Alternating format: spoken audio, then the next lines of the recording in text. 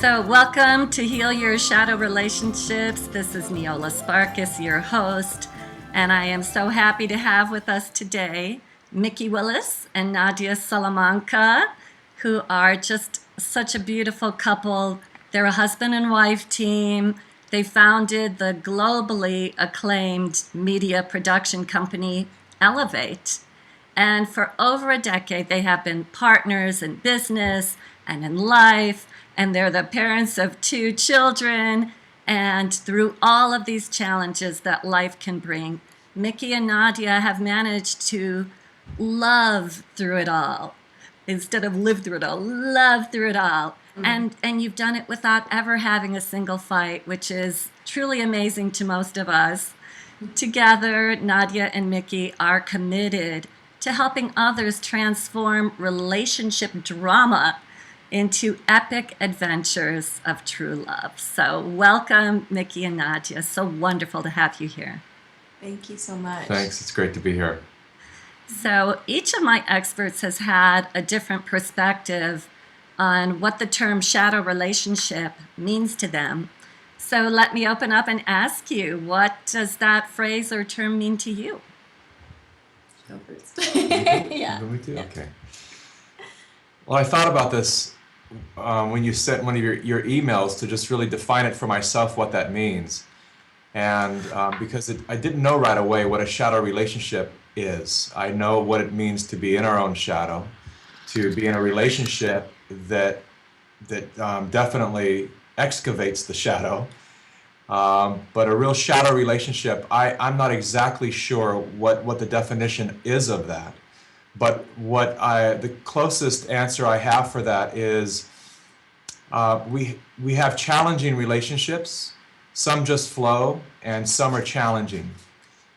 A lot of times we have relationships with family members that are just kind of fragile, and it doesn't take much to start an argument or to have this very passionate energy between another person. Those kind of very intense relationships. And I guess I would qualify those as shadow relationships. Those are the ones that we learn from everyone in our lives. And some people we learn from their joy. We watch them and we see what they do to be in joy. And some people bring out the worst in us, which is our shadow, really. And when we're with them, all that stuff comes up. They just say and do the things that push our buttons. And so for me, that's a shadow relationship, one that has those types of values to it, because it really is a value. We know that. And it pushes us to our edge because we have a tendency to get very comfortable in our comfort zones, and we think we have it all worked out. And then we have those people that enter our lives and say, I'm going to push you a little bit further because there's more. And it's a massive gift ultimately because it does prepare us for playing a much bigger game in the world. Because when we get confined to that little comfort zone, we don't necessarily create anything that will disrupt that feeling of comfort. We stay in that. We create we narrow our dreams to that circle, and we only invite people in that agree with that realm. So these shadow relationships actually push us outside of that comfort zone. That's how it feels for me. Mm-hmm. Yeah, actually, I am sort of on that same thought process because I really had to think about it, and I thought about my past relationships where I was really pushed to the brink of a part of myself that I really didn't like, or that I told myself that I wasn't that. And I, like I'm not a yeller. I don't, as we've said, we've never had a fight. We don't yell at each other. And I've had a past relationship where that's all we did was yell, and it was really pushing me to express my voice in a way where I was showing maybe power, I thought at the time, but it really wasn't power.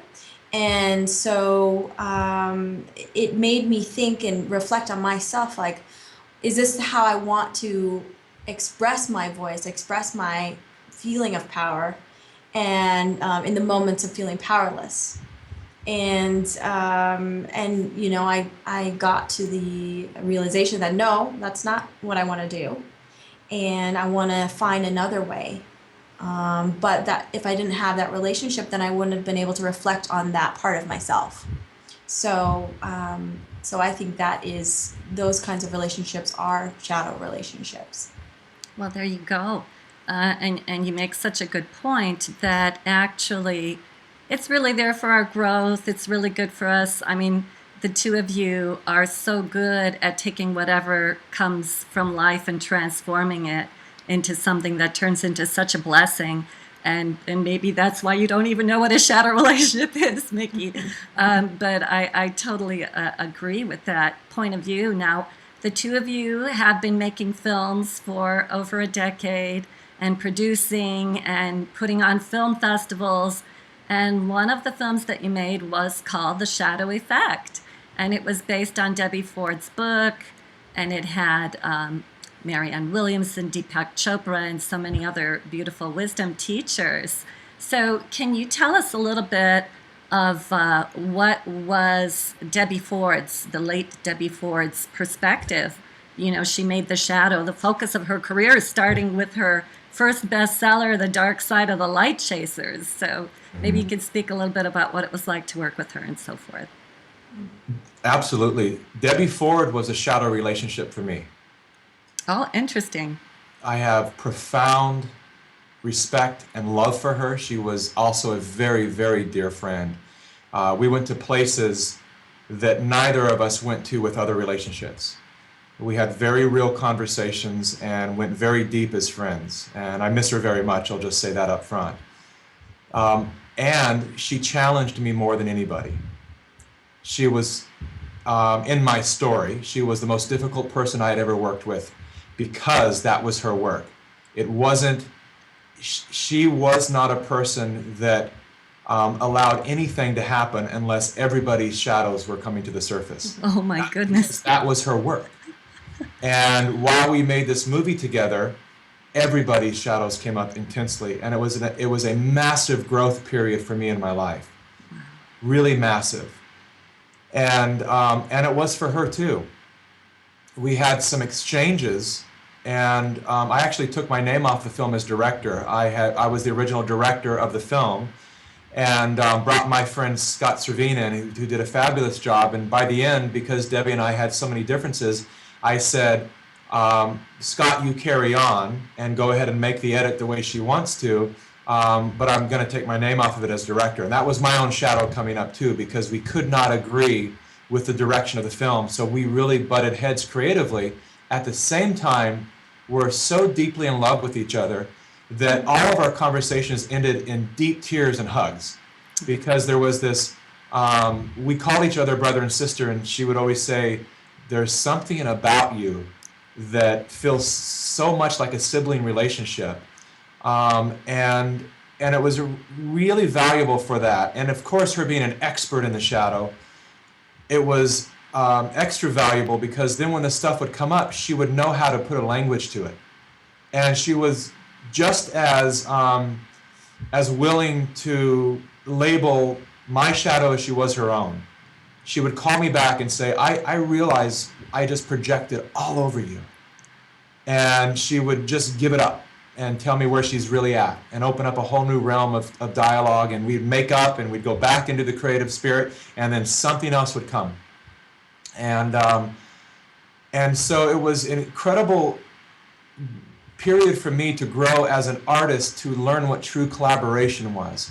Because up until that point, I had been hired and given full freedom to do what I want to do. But the one agreement that had been broken in my story, that she had broken, was our original intent for how the movie would be structured and portrayed. And when that shifted dramatically, I had a very hard time adjusting to that major creative change, because it was literally the thing that I said in the beginning I don't want the movie to be. and which was in short, it actually turned out to be a very powerful, wonderful movie. But I said, let's not make it necessarily about you and about your teachings. Let's make it about the shadow and bring you in as an expert in the same way that The Secret was about the law of attraction and there was a lot of experts speaking about it. But as it went on, she decided that it was more about her teachings and her philosophies, which, whether that was the right move or not, it doesn't matter. What's there is a really great teaching on the shadow. And what was there for us personally was the ability to move through a very challenging impasse of two very creative, very strong spirits reaching a point of where the ideas were contrasting. And so Debbie was as vulnerable as she was strong. And I loved that about her. She taught me that. Of the many things she taught me, that was one of the things that I am deeply grateful for. She taught me that we can be these, for lack of a better term, leaders or teachers, strong figures with very clear ideas, and we can absolutely be totally vulnerable and wide open to the receptivity of help from anybody. And she was a demonstration of that in her life. And so it was the project, literally the project, besides the other things that have happened for me in my life. Ironically, 9/11, which today we're filming this, taping this on the anniversary of 9/11. That being the big catalyst in my life, and a couple other things, the death of my mother and brother. And also, I reflect a lot back on the experience of working with Debbie on the Shadow Effect film. And I'm absolutely clear that she came into my life to help hone my ability to get the ego out of the way so that we could allow whatever vision needed to come through. That is so fascinating that the movie about the shadow became an entire exercising of the shadow in everybody. I mean, what a spiritual path, what a spiritual process. Were you a part of that also, Nadia? Did you have that experience? Yeah, I wasn't really in the trenches, but I was an observer of everything that was going on, and through it all, I knew that there was some major lessons being learned for both Mikki and for Debbie, and she was such a dear friend, and I loved her so much, and still love her, and I'm so grateful for her work in the world. Oh, absolutely, yeah. The one image that keeps coming back to me from that movie, which I thought was so brilliant, is we're trying to keep this beach ball underwater. Yeah. And I think one of the quotes that she said was, if it's something that you don't want to be, you can bet that that's the shadow, because it's who we're trying to not be. And of course, you gave some great examples of, like, for example, Mel Gibson, who makes beautiful Christian movies about Jesus and the teachings of love, and then he's out there drunk and cursing Jews, caught by the police, and that's truly a shadow aspect. And so it seems like this shadow, if it's like a beach ball, it just wants to come out. And as you said, so much good came out of it for you, where you really broke through about collaboration, because I know that's tough for any of us who's an artist. We're so into our self-expression, and then you have to deal with somebody else's self-expression, and that's the shadow will definitely come up through that. Can you tell us any other perspectives that maybe Deepak had or Marianne Williamson had about, what is the shadow? How can we recognize it? How can we see it in relationships and things like that? Anything come to mind for you from that? Well, they had a lot of great things to say. Of course, when we interview any of these experts, we interview them for hours, and then we just take out minutes of sound bites.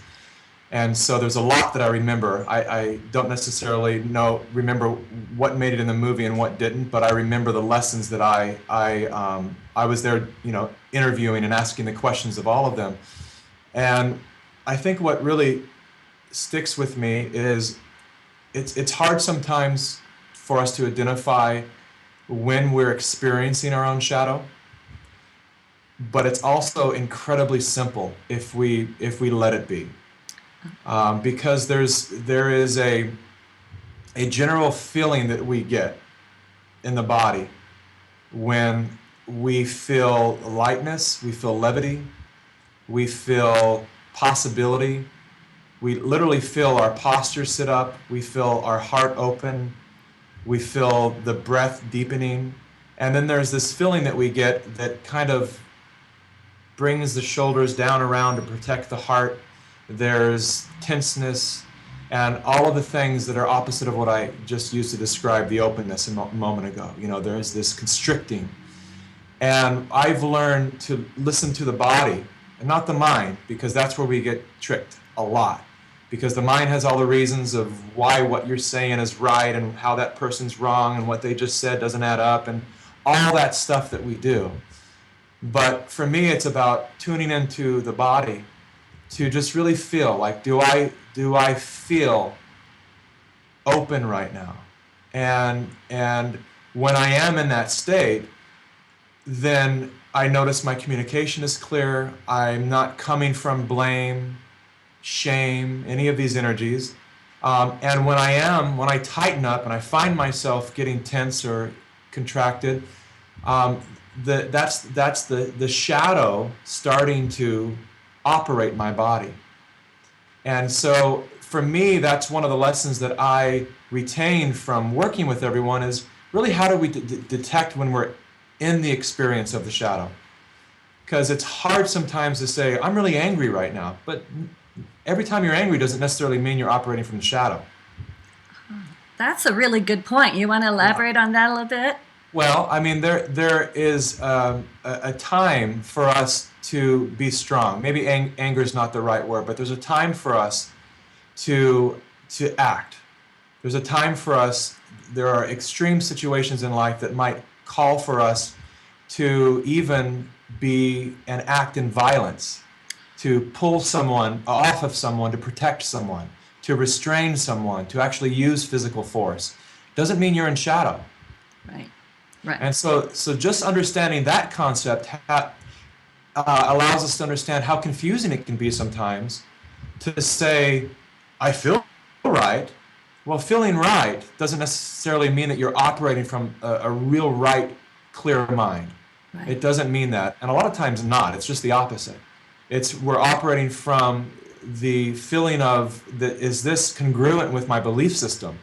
Our belief system may be way south. And so it's learning to come back into the subtle awareness of emotional literacy so that when we're actually feeling emotions, we can be present to really what's happening in the body so that we can put the attention where it belongs. So then we can then start to have a conversation of, instead of you did this, it might seem like I feel threatened by that.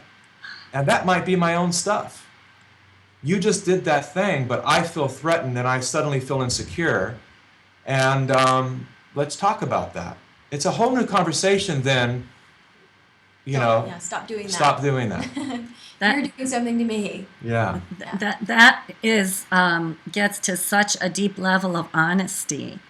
I mean, you're being more honest with yourself instead of just getting into a reactive state.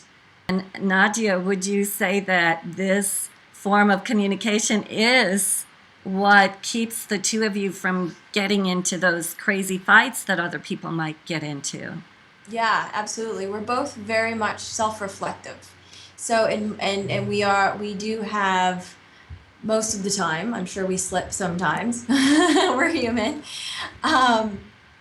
have awareness of our bodies, of what Mikki was talking about, the intenseness,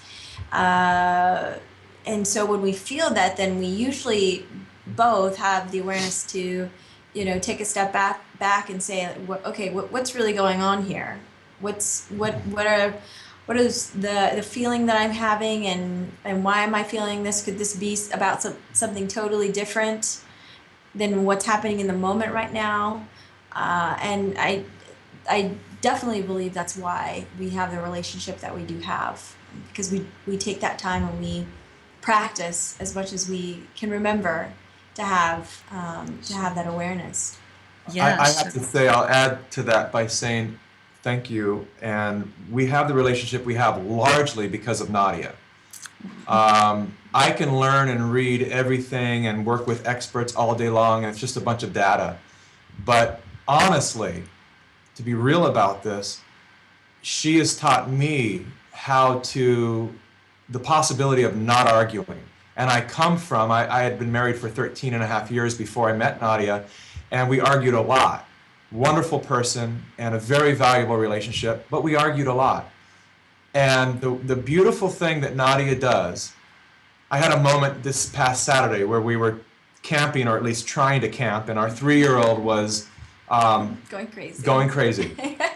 And it was 108 degrees, and nothing was happening right. And at the same time, everything was happening perfectly. And so I lost it. I had a moment of kind of a controlled fit of just being really upset. And it could have been one of those moments that the wife, the mother of the child, because I was speaking to my son, my 3-year-old, that it could have become an argument between us. And typically it would have been, because all she needed to say is, hey, don't you, whatever, to stop me in that moment. But I needed to say something. I needed to actually communicate the way I needed to communicate. I had to apologize later, but I actually needed to say what I needed to say in the way I needed to say it. And she's smart enough and in control of her emotions enough that she says, I'm going to let you have that. And I'm not going to stop you right now, because I know we're going to clean this up later, but I'm not going to get in the way of that and then suddenly make this whole thing more volatile than it is, because I had a real moment. And it didn't last but a couple of minutes until I was in my own space of going, all right, let's talk about this. And it was very valuable, and I'm sure that it will continue. It was just this weekend, so that the fruits of that will continue to grow. But it's those habits that are now my habits. When she's having a moment, I also don't. It's like being in the line of fire. I don't jump in front of that bullet. I actually go. I might just step out of the room. I might just say something else. I might, whatever, it is to provide the listening, in some cases she might direct my attention towards something that's healthier to look at in the moment, but she also knows when to do that and when not to. Saturday would not have been the time to do that. It was one of those moments. But most of the time it is. Most of the time, whether I want to hear it or not, yes, you're right, yes, okay, take a breath, okay. And then it's over. And that's why we have literally never had a fight since we've been together. And it started with us coming out of relationships where there was arguing, and then making a commitment to never fight. Now they say what you resist persists. So I was afraid when we made that commitment that, is that just going to force us into something inevitable that is just part of being in a relationship? I don't know, let's try it. 12 years, never one fight. And actually 13 and a half? No, 12. 12 years. 13 next February. Yeah, that's right. So, but we have, and we uphold that. It's no different than a vow of being loyal to each other. And I know people have a hard time with just that, just keeping our word to each other.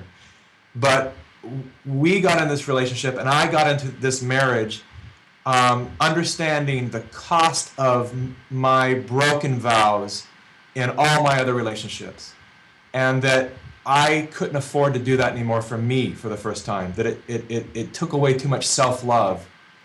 And so I would not, under any circumstances, have any excuse that I would break my vows of loyalty to this incredible human.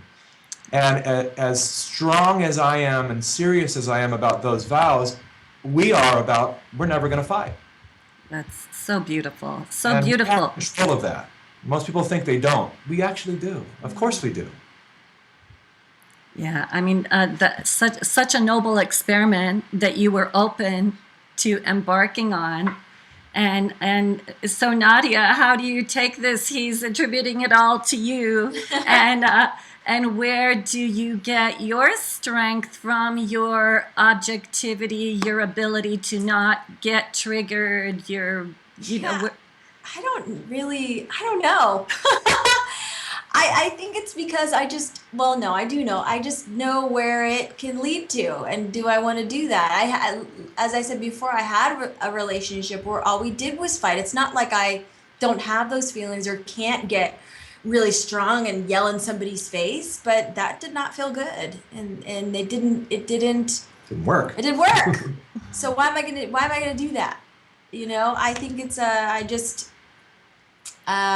I think I just know better now, and I really am committed to having control over my own emotional experience. And you know, and he does the same. He's amazing. I feel so safe with him to be able to express my feelings fully, and I didn't have that in my past relationships, and he holds such beautiful space for me to do that. And we both, you know, in moments when I may be charged, then he knows how to handle me, and when he's charged, I know how to handle him. It's maybe that's just 12 years of being together, but I think it's just that it's really that commitment, and knowing about, if I react this way, what is going to happen, and if I respond this way instead of react, then what is going to happen? Most likely, the situation is going to dissipate and dissolve a lot quicker than if I, stoke the fire. And I would like to add that it's not about stifling your expression or your truth. Mm-hmm. There are some people who go, okay, we're never going to fight. And someone says something and they just build up this inventory of resentment. And it's not about that. If something needs to be said, and if 2 days later or 2 hours later, there's something that's not clear for me, then we will find the next opportunity to say, there's something I want to talk about. Is this a good time? And we like to preface it a lot because we sometimes have a fixed way of listening when we think, there's a complaint coming my way. So there are ways of communication to diffuse that. You know, I like to start by saying, this may be absolutely my stuff. And so right away, we're already in a kind of a neutral exploration of just finding what's accurate, as opposed to, let me tell you everything you did that made me angry.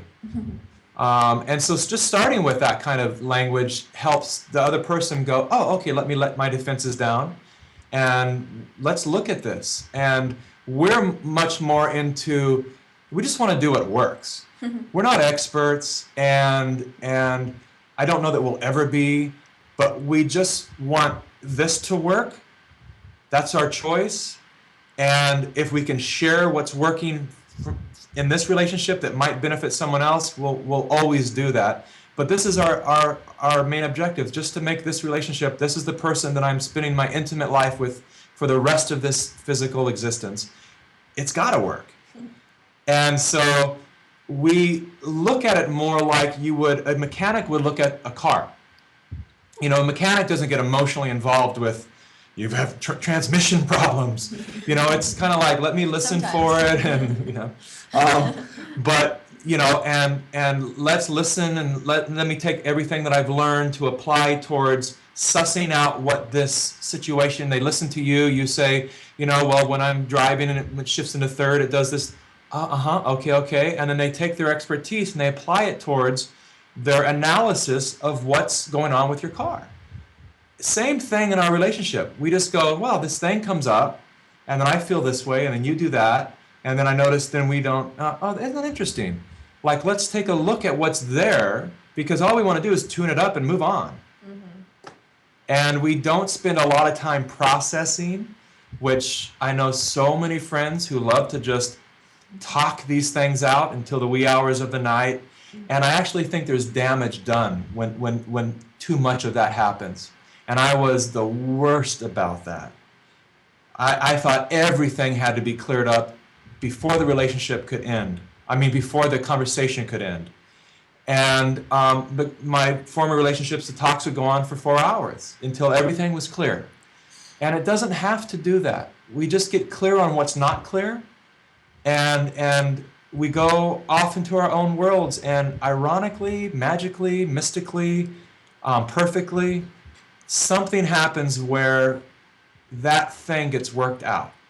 And we might acknowledge it later by saying, you notice how that thing doesn't, isn't that cool? What's for dinner? Moving on. And we just don't labor over any of it, because I think that during that process of laboring, there's a lot of relationships where there's an imbalance of, I was always the teacher in my other relationships, right? And I always had this opinion of, wow, when they just fix this and that, they're going to be great for me. And there was always an imbalance. And I was clear that I can't do that in this relationship. And I'm not the teacher. I'm not here to teach Nadia anything. And as soon as I surrendered to that, I realized what a teacher she was for me, but not even, in the way of trying to teach me, just from leading by example. Which is the best way to teach anyway. Just be the best person you can be, and then maybe other people will be inspired by that and say, I want to get to that level of authenticity and beauty. And you know what it sounds like to me, you guys? I'm going to analyze you a little bit.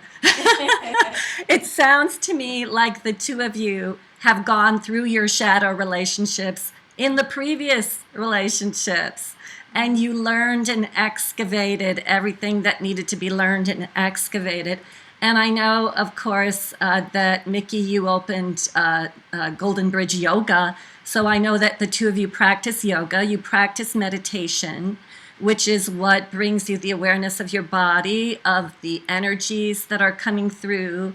I mean, Nadia, when you allowed Mikki to have that say that he needed to have, which he needed to apologize for later, but it was a very good direction of energy, because that energy was there and it needed to have some kind of outlet. So that was, the two of you are very aware of energy. You're aware of yourselves. You're aware that you might be tempted to say, oh, this is you do this, but you always take it back to, how is this me? And what am I supposed to do about it? And that's why I think maybe the thing's resolved, because the two of you go off into your own space and go, how can I have a relationship with this thing that came up in me? And once you tune it in yourself, then you're back to being in a beautiful place with your spouse. So how do you like that as an analysis? That's great. I like it. Yeah. So, my goodness, I just can't believe the half hour has flown by so quickly. I wanted to get to tips, but of course you've given us a lot of great tips already.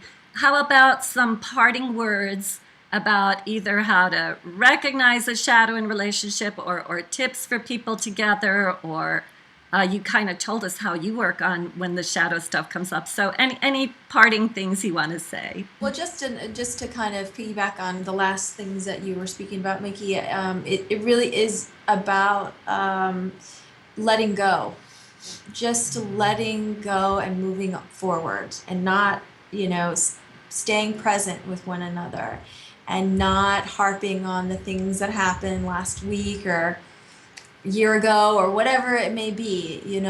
Just continue being in the present moment with each other. And when things do come up, to continue reflecting on yourself, seeing what that trigger is about, and having an open communication, really authentic, open communication with your partner, and understanding that you're on the same team and you both want to win. I think that's a really huge thing. So most important, I myself went through many relationships where I really was convinced that my partner was not on my side, and that's just not a good attitude to start with. Yeah.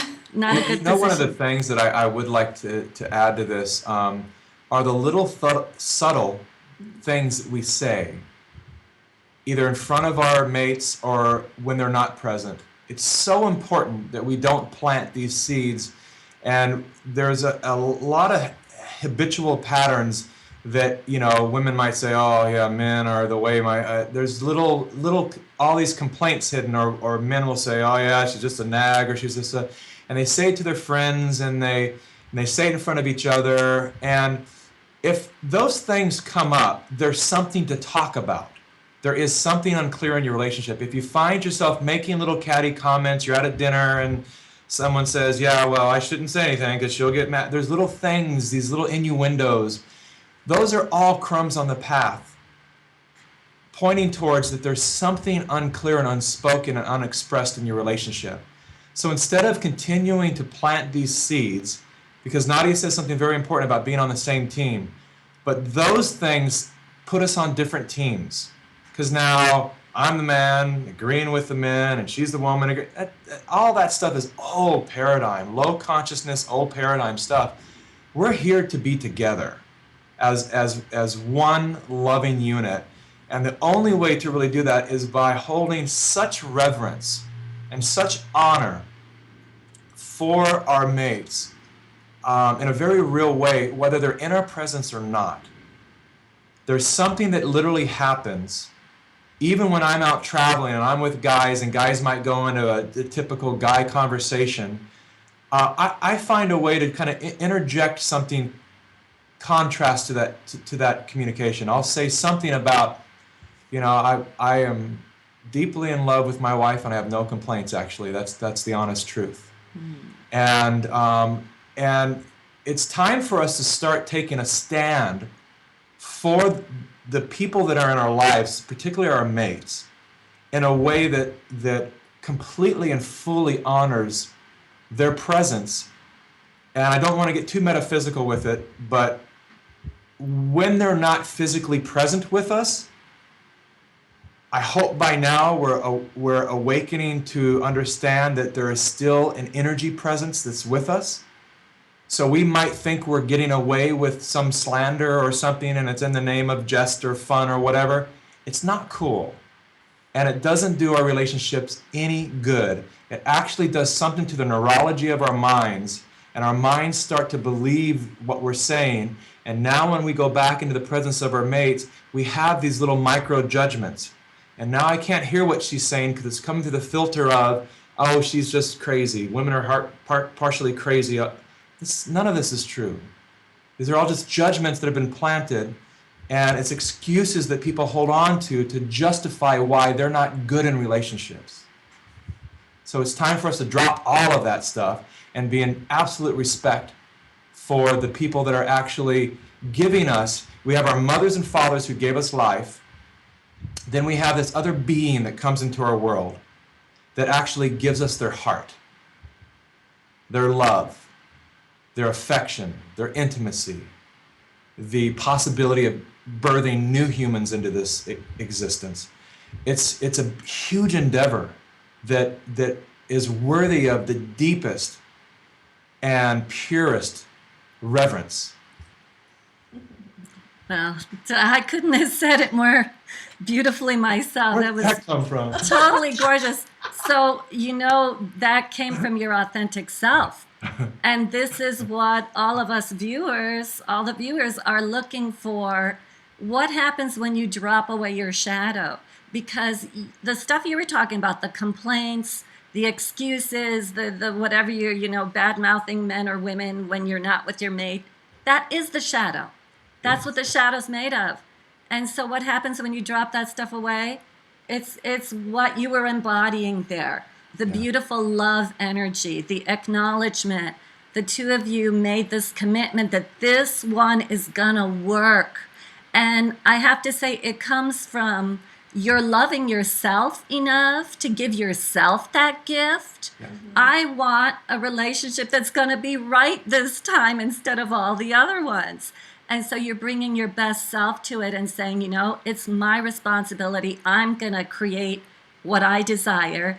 And I think we all love seeing this in the two of you and seeing the both of you as such a gorgeous role model and example of how to be authentic, how to put love first, and how to make a very strong commitment and leave the shadow out of this business.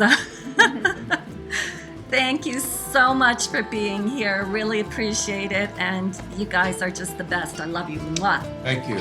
Thank you so much. So much. Thank you. All right. Take care.